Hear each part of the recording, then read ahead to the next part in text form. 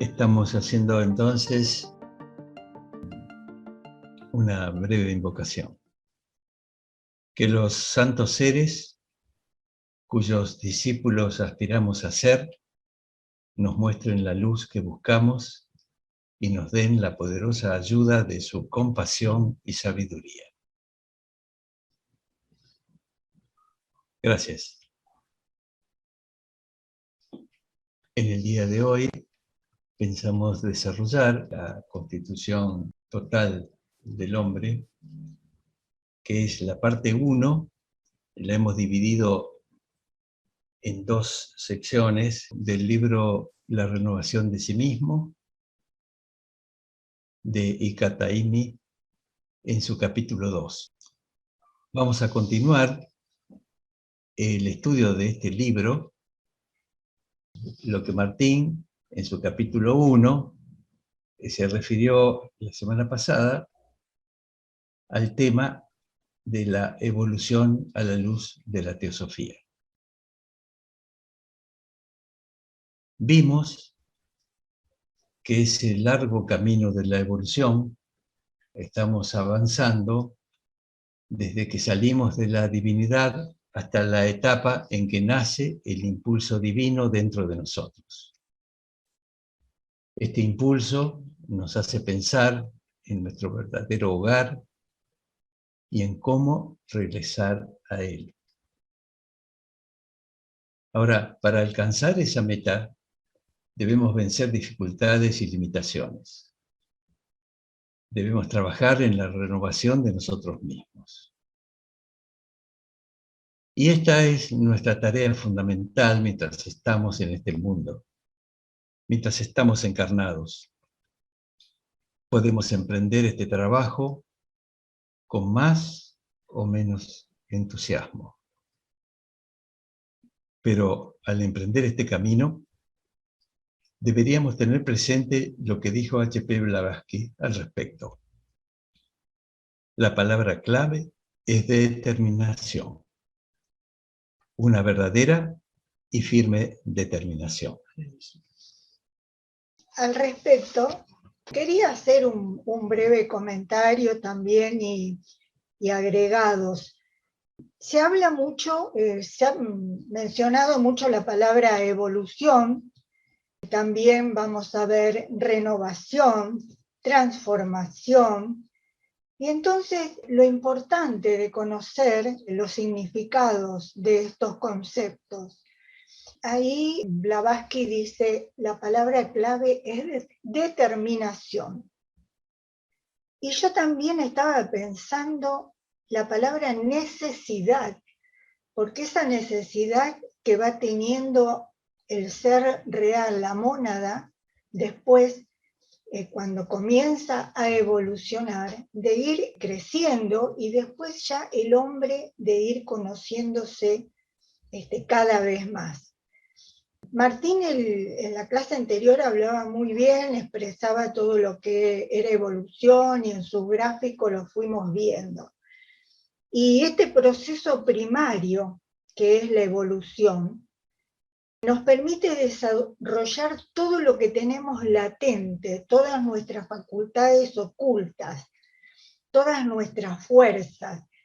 Y este movimiento nosotros lo vimos que se revela tanto en la naturaleza como en el hombre, en todo.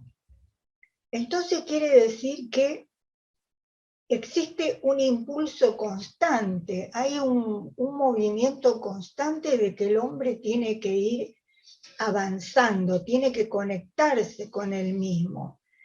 Y para eso tiene que hacer justamente el trabajo que acá Taimi en el libro propone, la renovación de sí mismo. Es una manera de ir reconociéndonos y de darnos cuenta de cómo tenemos que trabajar con nosotros mismos, qué es lo que debemos hacer, y en especial de conocernos. ¿Y cómo nos vamos a conocer?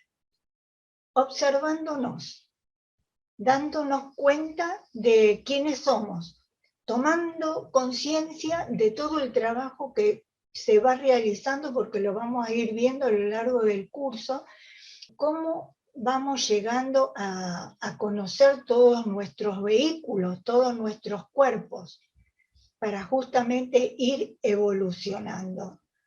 Entonces, esto me llevó, cuando leía la primer placa, a esta reflexión. Qué importante es el autoconocimiento y el mirarnos hacia adentro para reconocernos, para saber quiénes somos, para conocer nuestros vehículos, la función de cada uno, que ya lo vamos a ver. Entonces, ese era el aporte que yo quería hacer. Gracias, Alicia. Continuamos y decimos que el universo está formado por 7 planos de materia o 7 niveles de vibración, y el hombre tiene un vehículo de conciencia para cada plano. Es decir, que cuando hablamos de planos, nos estamos refiriendo a los 7 niveles de vibración del universo. Esto es muy importante, la diferencia que queremos resaltar. Y cuando hablamos de vehículos, nos referimos a esos 7 niveles de vibración o de conciencia, pero en el hombre. El hombre toma materia de cada plano del universo para construir sus vehículos. Nos referimos a esos 7 niveles de vibración o de conciencia, pero en el hombre. Si queremos trabajar sobre la renovación de nosotros mismos, lo primero que debemos hacer es conocer nuestros vehículos de conciencia y aprender a transformarlos en instrumentos aptos para nuestro desarrollo espiritual.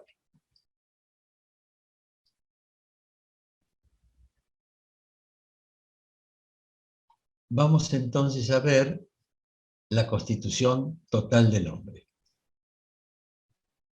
Los hechos que describen los ocultistas acerca de la constitución interna del hombre son el fruto de descubrimientos realizados por un gran número de investigadores. Estos investigadores, que han logrado desarrollar sus cualidades sutiles, examinan los fenómenos de los planos internos de una manera perfectamente científica. Para los adeptos avanzados, estos fenómenos pertenecientes a los planos sutiles son cuestión de experiencia directa, del mismo modo que los fenómenos de la vida física lo son para el hombre corriente que vive en su cuerpo físico. El hombre tiene una constitución muy compleja y funciona en varios vehículos de conciencia. Esa conciencia tiene sus raíces en el plano más elevado y es parte de la conciencia del logos de nuestro sistema solar.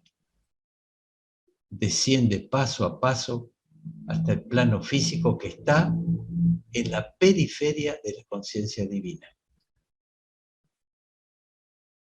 En cada plano del sistema solar, esta unidad de conciencia individualizada se apropia materia de ese plano y con ella prepara gradualmente un vehículo por medio del cual puede funcionar en ese plano.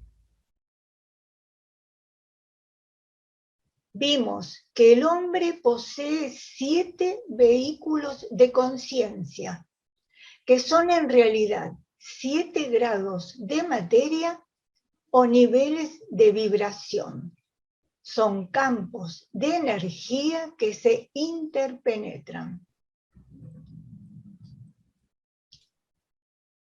podemos representar esos vehículos como una serie de esferas.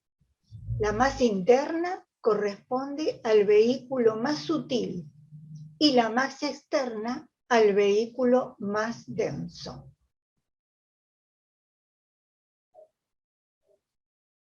A medida que el espíritu se expresa a través de las formas de los distintos vehículos, surgen distintos tipos de conciencia. Estos tipos de conciencia dependerán de la clase de materia sobre la cual se refleja el espíritu.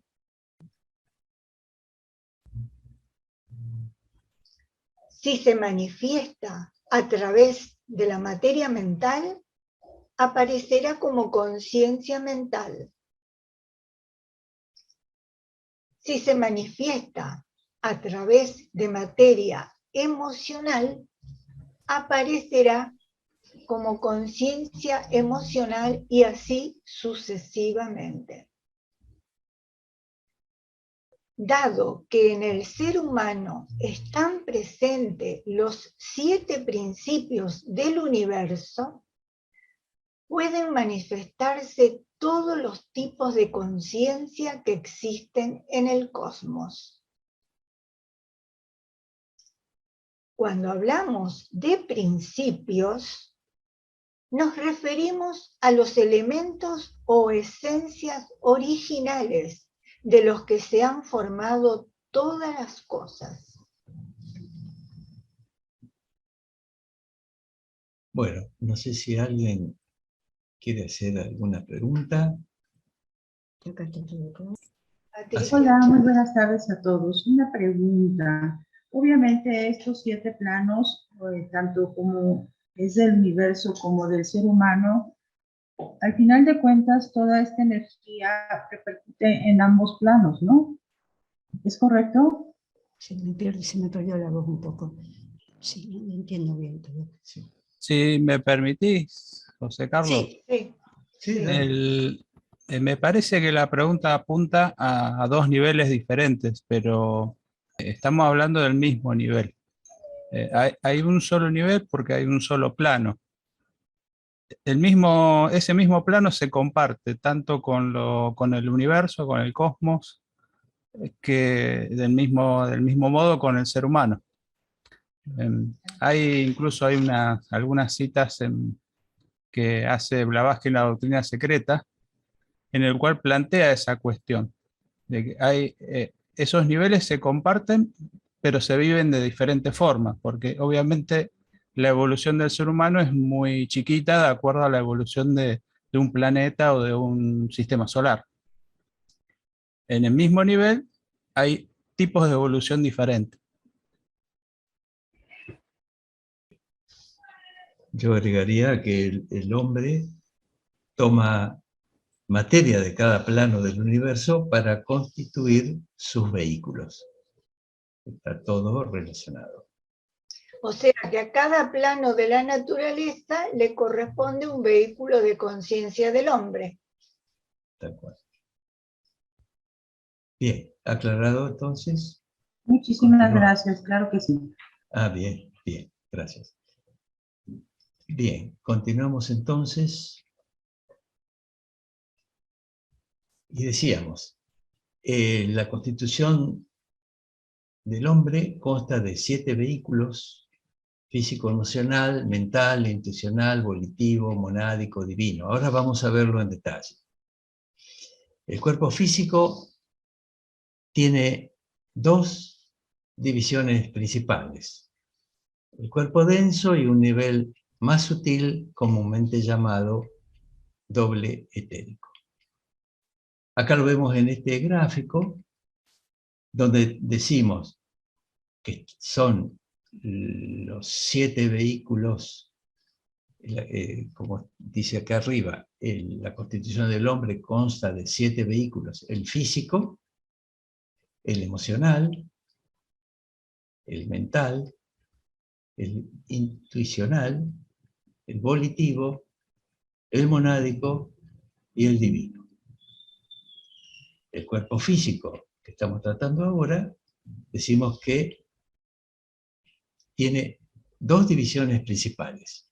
El cuerpo denso, que es el cuerpo físico nuestro, y un nivel más sutil, comúnmente llamado doble etérico, que se dice que rodea al hombre, hay algunas personas que lo pueden ver, y está en todo alrededor.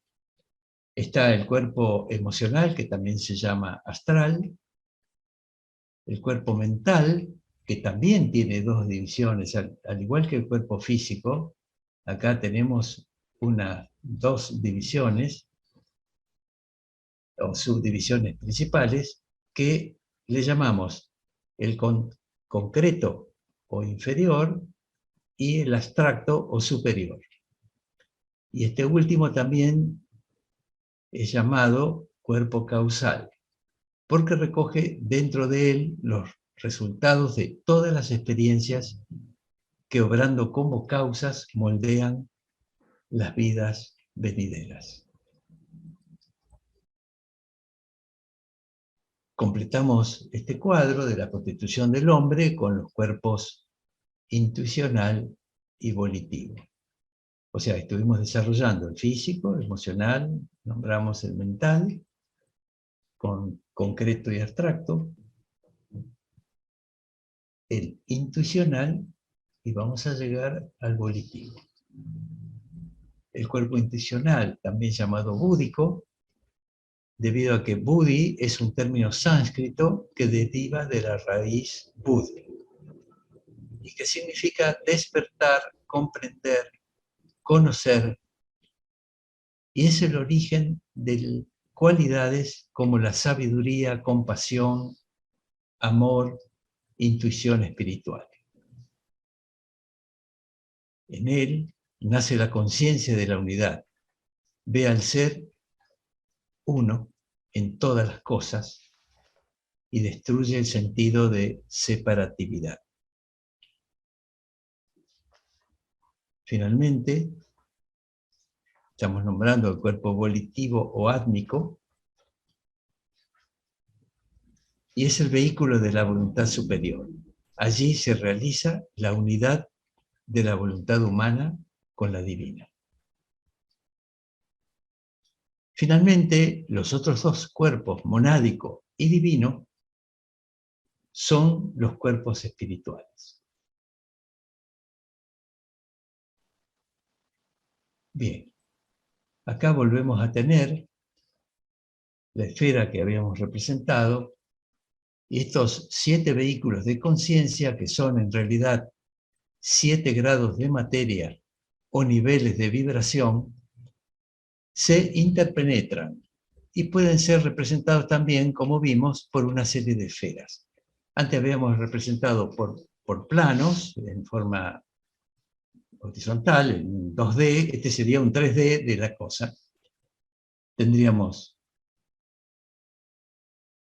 el vehículo divino, el monádico, el volitivo, el intuicional, el mental, el emocional y el físico. Así podríamos imaginar que representan al hombre. Podemos interpretar que nuestros vehículos espirituales, los más sutiles, se proyectan a todos los demás vehículos, llegando hasta el físico, que es el más denso. O sea, el plano divino, el vehículo divino, es el más sutil. Y se proyecta su influencia en los demás vehículos, hasta llegar al físico. Ahora, esto se puede recorrer. El primer punto a tener en cuenta con respecto a estos vehículos es que, yendo de la periferia hacia el centro, los vehículos son menos densos y la conciencia va predominando más y más. Cada vez es más perceptiva, más clara. Por el contrario, cuando vamos del centro a la periferia, La manifestación en los planos sucesivos significa una creciente materialización de la vida del logos y también que su conciencia se envuelve en velos cada vez más densos. En este descenso, plano tras plano, la conciencia pierde paso a paso sus poderes y atributos, hasta que al llegar al plano físico más externo, estas limitaciones alcanzan su límite máximo. Es necesario darse cuenta de este importante hecho, el de la limitación de la conciencia mientras vivimos en el plano físico, porque estamos tan absortos en sus fenómenos pasajeros y comparativamente opacos que nos parecen sumamente vívidos y llenos de vitalidad. En cambio, las realidades de los planos superiores nos parecen irreales y nebulosas y por tanto sin atracción. Nos aterra perder el contacto con el plano físico por temor a vernos privados de sus goces efímeros. No nos damos cuenta de que el plano físico es el más opaco de todos y que la vida en este plano es un reflejo desfigurado y sombrío de los esplendores inimaginables que corresponden a los ámbitos superiores del espíritu. El segundo punto que debemos tener en cuenta con respecto a estos vehículos es que a pesar de la multiplicidad de ellos y sus grandes diferencias, la conciencia que está funcionando es una misma y es un rayo de la conciencia divina. Esa conciencia es indivisible, pero sus diferentes aspectos van surgiendo en mayor o menor grado conforme a la índole y desarrollo del vehículo por medio del cual esa conciencia está trabajando en determinado momento. Cuando el individuo está funcionando por medio del vehículo físico, su conciencia está condicionada por la naturaleza del plano físico, pero todos los demás vehículos de la mónada están presentes al mismo tiempo en el trasfondo y están influyendo en su vida en este plano. Cuando muere, desecha el cuerpo físico y enfoca su conciencia en el cuerpo emocional, que queda condicionado por esa conciencia. Pero todos los demás vehículos siguen presentes en el trasfondo, modificando la manifestación. Todos nuestros vehículos están conectados entre sí y son interdependientes. No podemos modificar alguno sin modificar también los otros en alguna medida. El que busca salud emocional no puede aislar su vida emocional y tratarla separadamente. Tiene que considerar también su vida física y mental. Y si desea estar completamente sano, tendrá que atender también a su naturaleza espiritual. También tenemos que tener en cuenta que los vehículos funcionan, como decimos, en grupos de 3. Aquí, la conciencia, que opera como un todo en cada uno de esos juegos de vehículos, es una unidad que está subordinada y contenida dentro de la siguiente unidad mayor de manifestación de conciencia. En este caso, el grupo de 3, la personalidad actúa en el físico, en el astral o emocional, y en el mental inferior. El otro grupo de 3 es el mental superior o causal, el búdico o intuicional, y el átmico o volutivo. Sí, ahora lo vemos un poquito más en la próxima. Los 3 vehículos más densos, que son el físico, emocional y mental inferior, forman el juego de vehículos de la personalidad, por medio del cual funciona muy limitadamente la conciencia. Constituyen la esfera de la personalidad, físico, emocional y mental inferior. Los 3 vehículos superiores, causal, intuicional y volitivo, forman el juego de vehículos de la individualidad, por medio del cual opera más ampliamente la conciencia. Constituyen la esfera de la individualidad que incluye la de la personalidad. Acá lo vemos en las llaves que tenemos al costado, como la individualidad incluye la personalidad. La individualidad está a su vez contenida dentro de la conciencia más amplia aún de la mónada. La mónada tiene sus raíces en el plano divino, funciona en el plano monádico y está incluida dentro de la conciencia omniabarcante del Logos, en forma incomprensible para nosotros. Entonces vemos que la individualidad incluye la personalidad. La mónada incluye todo lo demás, o sea, tanto la individualidad como la personalidad, y bueno, el aspecto divino, el Adi, lo incluye todo. Sí, en este cuadro último que pasaron, ahí se demuestra perfecto, porque tenemos que tener en cuenta que la mónada, que vive en el plano monádico, después es como una irradiación, es un reflejo que va proyectando hasta la individualidad y la personalidad. Es un fragmento de fragmento a lo que se llega a la personalidad, en el físico, en el astral y en el mental inferior, porque ella no puede descender tal como es a ese grupo de vehículos para funcionar. Sabemos que la mónada es la chispa de la llama divina, es lo superior. Si bien somos la mónada, nosotros en este plano, por ejemplo en el físico, no podemos funcionar como mónada. Somos fragmentos de ella que se va desprendiendo y va desarrollando los distintos vehículos. Acá hay un pequeño comentario que nos dice Annie Besant en el libro de la sabiduría antigua.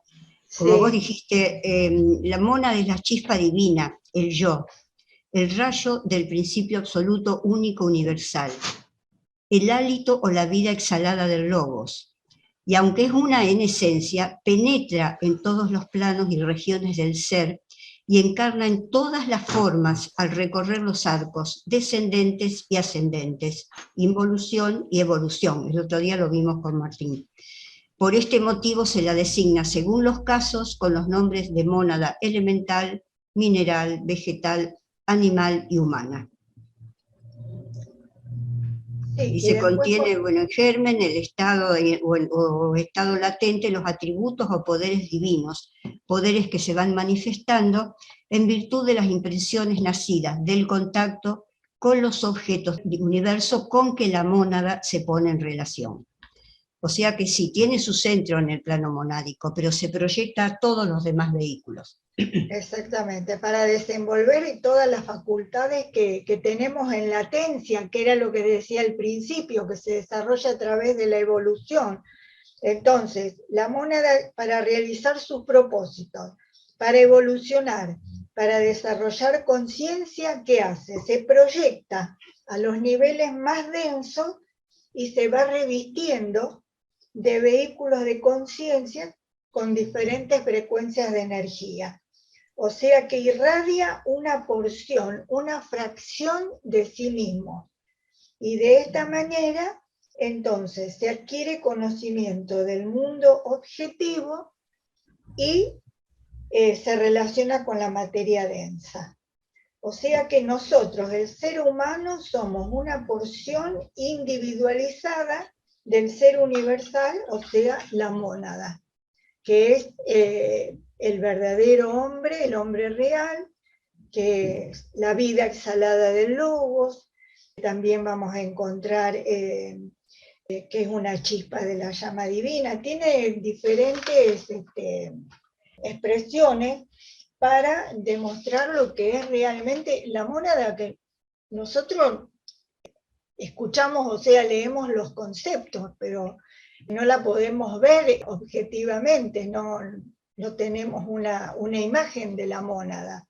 En cambio, de los otros vehículos, a medida que los vamos utilizando o se van manifestando, sabemos qué pasa con nuestro físico, sabemos qué pasa con nuestras emociones, con nuestros pensamientos concretos, lo que pasa en el cuerpo causal. Entonces, eso todo, yo vuelvo a lo mismo, a lo que es la evolución, a lo que es lo que va pasando ciclo tras ciclo. Bien. Bueno, continuamos. Entonces, en esta primera etapa estamos viendo entonces la personalidad. Esta personalidad está representada, como decíamos, por el físico, el emocional, mental inferior. Es esa conciencia humana limitada y corriente que opera por medio de estos tres cuerpos: físico, emocional y mental inferior. Estos tres vehículos son temporales y se forman de nuevo en cada encarnación.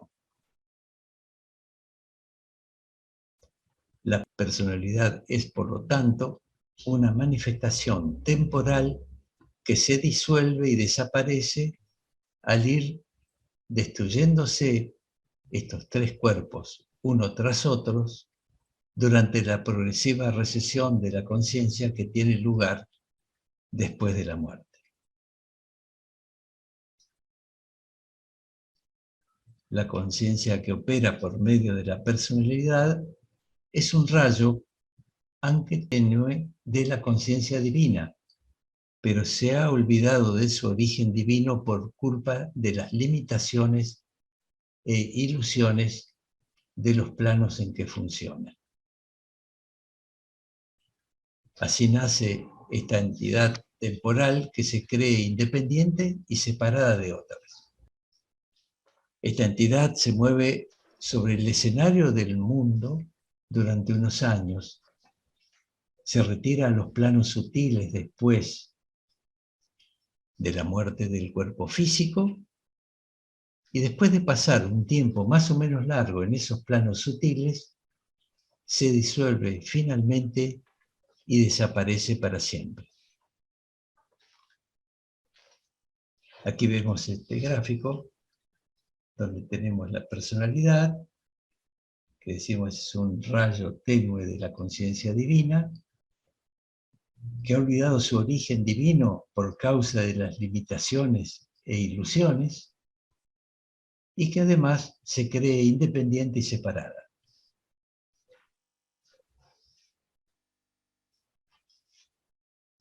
Los hombres, identificados con la personalidad, esta entidad ilusoria, se mantienen embargados en sus mezquinos intereses, olvidados de su destino mayor y de la vida mucho más espléndida que se oculta tras la máscara de la personalidad. La inmensa mayoría nace, vive y muere en esta ilusión. Pasan de una a otra existencia y viven una y otra vez tan inconscientes de su verdadera naturaleza como las flores del campo o las aves y bestias de la selva. Pero llega un momento en que la conciencia experimenta un despertar. Y entonces el hombre se pregunta, ¿quién soy yo verdaderamente? ¿Qué sentido tiene esta vida? ¿Para qué estoy aquí?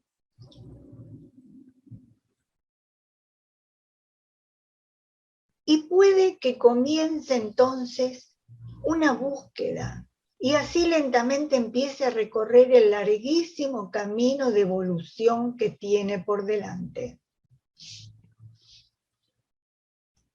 Vemos entonces que el problema real de la vida espiritual consiste en trasladar nuestro foco de conciencia de la personalidad a la individualidad y vivir conscientes de nuestra naturaleza superior. Los pocos hombres que ven más allá de la ilusión de la personalidad emprenden la senda que finalmente los conduce a la realización de su naturaleza divina y los capacita para usar su personalidad como instrumento de su yo superior. Bien, en esta etapa estamos desarrollando en esta primera parte la personalidad y dejamos para el próximo martes el desarrollo de la individualidad. Bien. Bueno, ahora no sé si quieren hacer algún comentario, alguna pregunta, y si no, tenemos nosotros un par de preguntitas para hacerles a ustedes. ¿Algún comentario, pregunta? ¿Alguna duda? A ver si podemos entre todos salir adelante. Sí. Bueno, a ver si podemos evolucionar.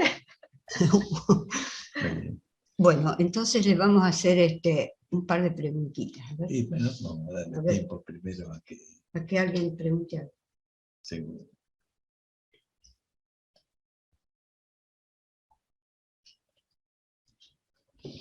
Bueno, entonces vamos con nuestras preguntas.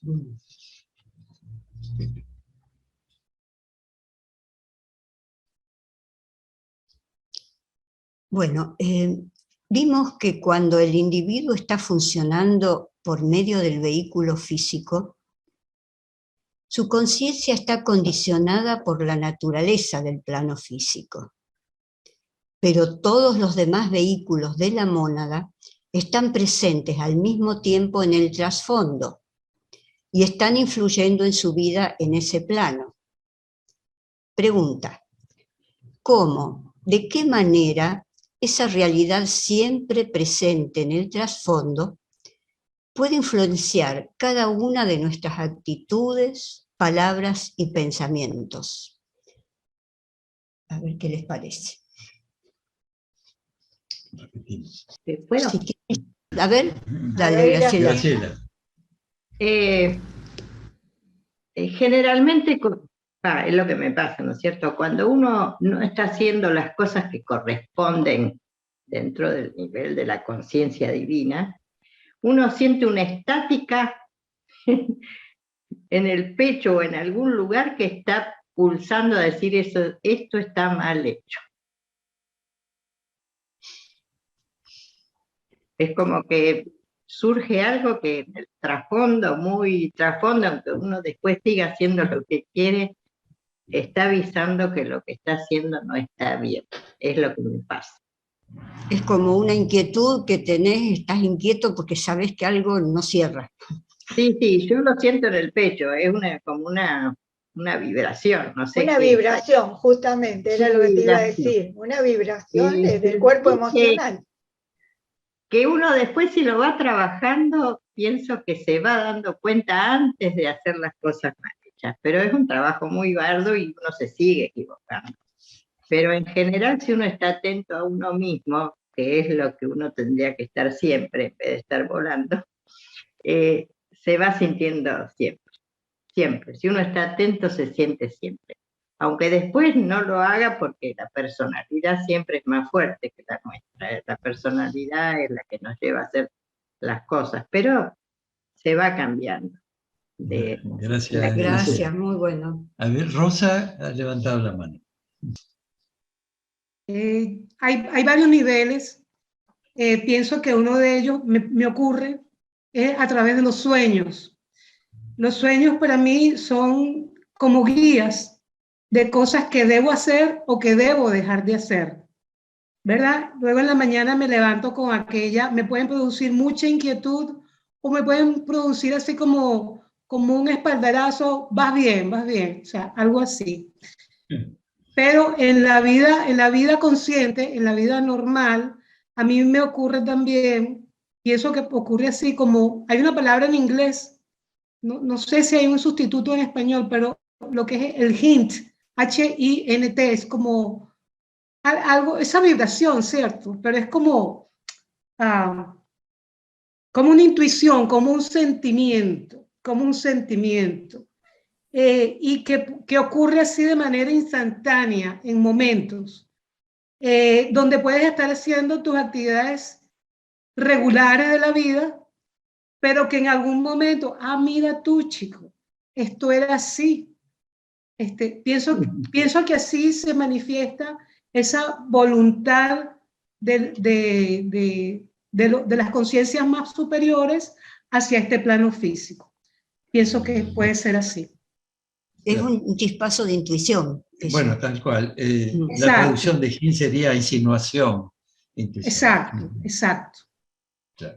Claro, o sea que hay un despertar de la conciencia, porque ya ahí te estás dando cuenta de lo que está pasando. Y quiere decir que estás atenta, que te estás observando. Eso es muy importante, lo que te está pasando, porque quiere decir que estás abierta a lo que está ocurriendo a tu alrededor.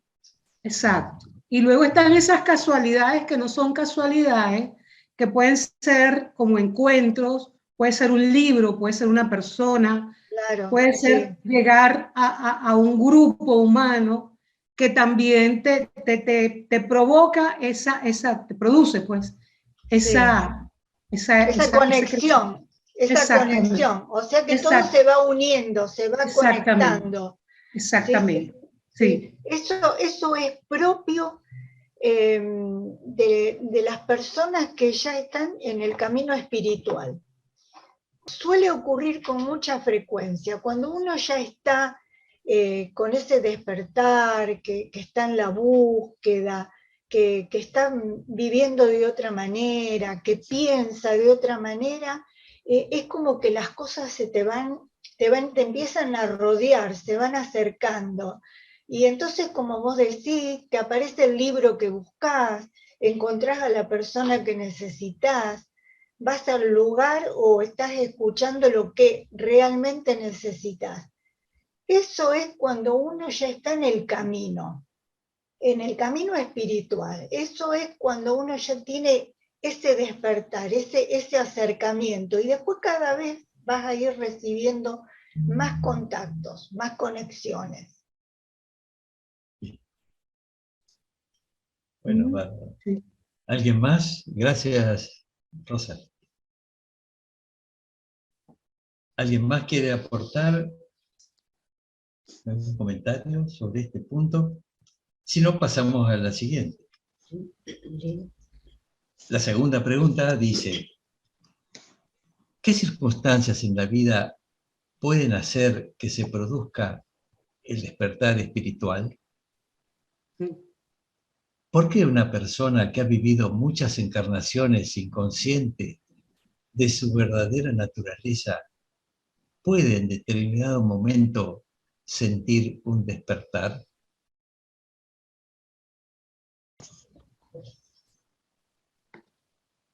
Adriana levantó la mano.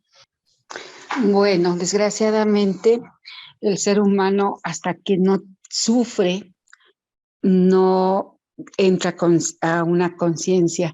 Normalmente, un día estaba yo en una clase de teosofía y una persona me dijo: ¿es verdad que todos los que están aquí están enfermos? A mí me causa mucha risa y le digo: creo que todos tenemos un poquito de enfermedad, pero no nos damos cuenta, ¿no? Hasta que ya nos duele mucho y la gente quiere aprender, porque mucha gente se hunde en el sufrimiento. Entonces, por lo menos en mi caso, yo dije: ¿para qué esto? Y más que nada, no por qué, sino para qué.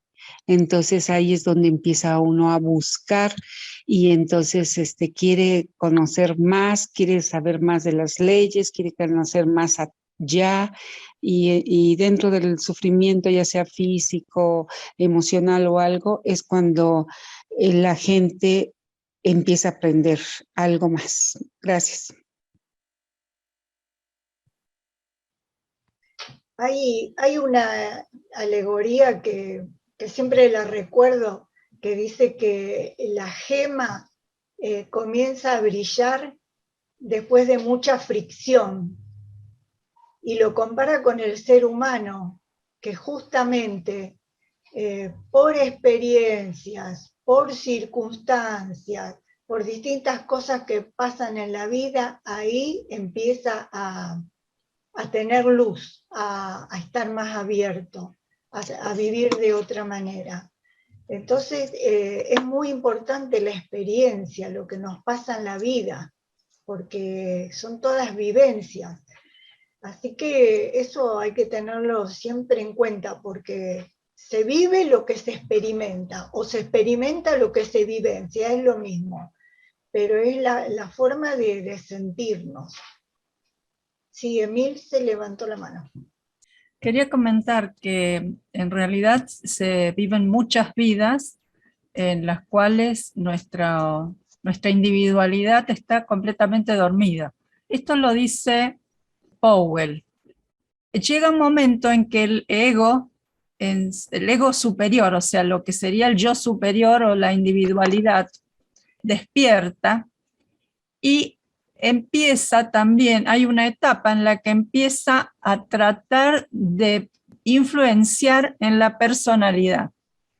Y es cuando puede influenciarla, es cuando empiezan a aparecer estos deseos de la búsqueda del camino, del sendero.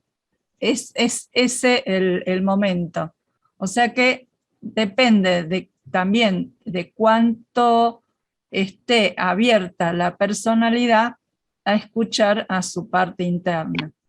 Por eso también la recomendación de tener los espacios de reflexión, de meditación, de examen de lo que uno vive, de lo que les pasa, de hacia dónde se dirige, es muy importante en este camino, para dar ese espacio a entablar esa conversación con nuestro ser interno, sería eso.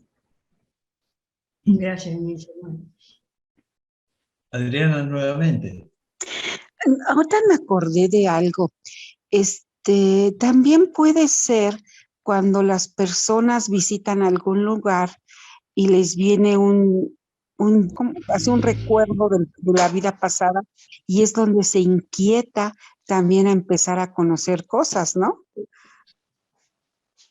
A veces no es necesario que nos ocurra algo, bueno, más o menos lo que dijo Emilce, ¿no? Pero que nos ocurra algo externo, que tengamos algún, no sé, que puede ser un libro, puede ser un comentario, puede ser un suceso fuerte para despertar. A veces sin necesidad de eso, hay una inquietud que se despierta despacito de adentro y nos dice, hay que buscar otra cosa, hay un camino, hay que buscar, hay que esperar algo más, tiene que haber algo más. Y la búsqueda empieza de una forma espontánea, sin necesidad de ningún impacto externo. Eso también me parece posible. Bueno, Alfredo, gracias. Sí, quería continuar las palabras de esta señora que estaba hablando, y que es así, es realmente, aparece sola prácticamente. La inquietud va apareciendo porque tenemos todo servido, tenemos todo a nuestro alcance. Simplemente falta un poco de voluntad para interesarse. Y nos empezamos a asombrar, empezamos a buscar y empieza el asombro. Y ese asombro hace que se busque más. Yo creo que el gran aporte que ha hecho a mí la teosofía es la apertura de mente que me ha hecho. No focalizo en una sola cosa, sino abre mi mente en busca de más. Eso es un aporte impresionante que me ha hecho la teosofía. Quisiera haberlo tenido de mucho más joven, Yo la conocí mucho ya en edad avanzada. Eso es lo único que quería aportar. Muy interesante toda la exposición que han tenido ustedes. Y yo les puedo agregar que todo el conocimiento que nos da la teosofía, esta enseñanza tan antigua, no solamente con leerla, porque hay veces que cuando recién la conocemos nos queremos devorar todos los libros, a veces entendemos, a veces no entendemos, porque no siempre se tiene la facilidad de tener un taller con lo básico. Entonces uno a lo mejor agarra un libro porque se lo recomiendan, pero después no entiende nada. Pero lo importante es que todo el conocimiento teosófico, de cualquier nivel que sea y cualquier tema que sea, hay que masticarlo, hay que digerirlo y después hay que llevarlo a la práctica. Bueno, ¿algún otro comentario? ¿Otra pregunta? ¿Otra inquietud? Si no, ya quedamos entonces... Nos vemos para ver el tema de la individualidad. Para continuar con este tema en profundidad sobre la individualidad que veríamos el próximo martes. Patricia va a hacer la meditación. Hacemos un cierre, sí. Oh vida oculta, que vibras en cada átomo. Oh luz oculta que brillas en cada criatura. Oh amor oculta, que todo lo abarcas en la unidad. Que cada ser que se sienta uno contigo, sepa que también es uno con todo lo demás.